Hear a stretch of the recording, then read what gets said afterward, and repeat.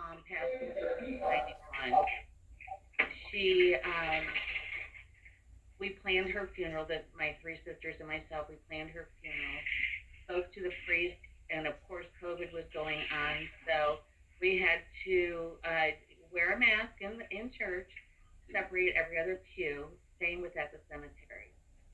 Well, after the funeral, everybody came back to my husband's and my house, and we did a celebration of life for my mom with food, drink, and just lots of good memories.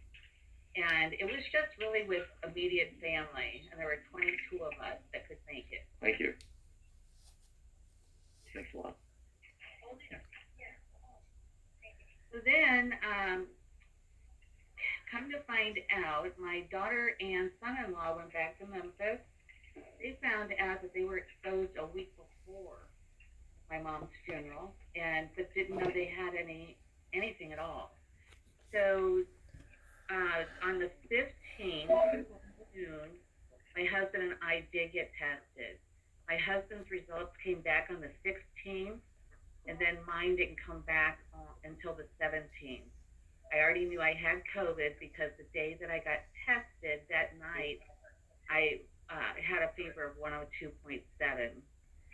So then, all the symptoms started, and with the heavy chest, the high fever, my O2 saturation rates were all over the place.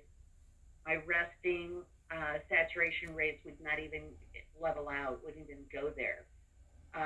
And of course, I reached out to Doreen Fluke, my boss, and I was encouraged to reach out to my Alphanet family, which includes Dr. Sandy.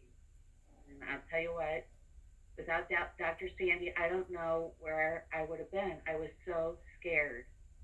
Dr. Sandy had me on the phone several times a day, helping with me with my O2 levels. I was on 4 liters of oxygen continuous, and I still could not really get to my resting rate. So then it was, I was encouraged to go to the hospital. So I went to the hospital. They admitted me right away, did a chest x-ray. Through that x-ray, they found I had COVID pneumonia on both sides of the lungs. So you get the splotches all over the place. So I was moved up to the COVID floor, which is just another world. It's not a normal hospital visit at all. And Dr. Lee was on the COVID floor. He came in and wanted to talk about my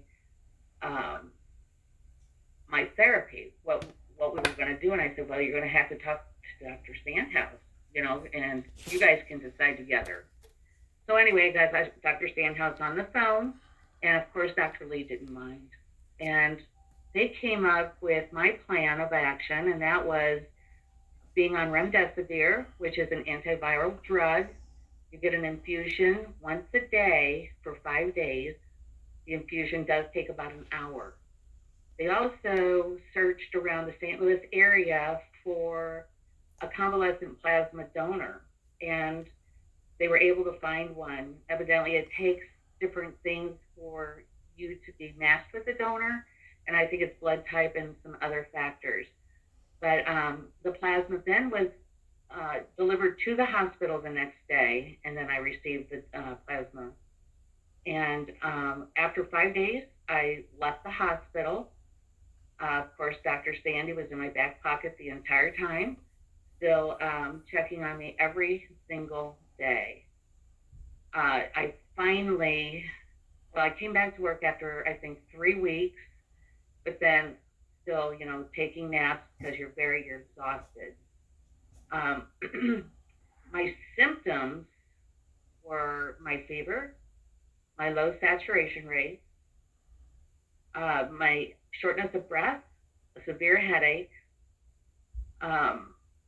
stomach cramps, and you just couldn't eat. I had no smell or taste, and I still to this day have brain fog. And that's, I know I'm 63, but that doesn't count as brain fog.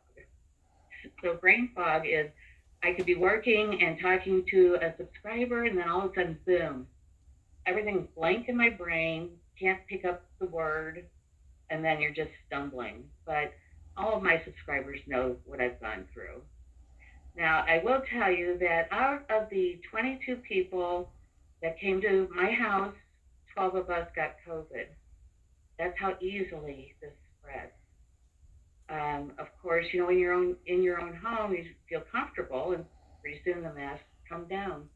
But you just can't, even with your family. So um, everybody has survived. Has survived.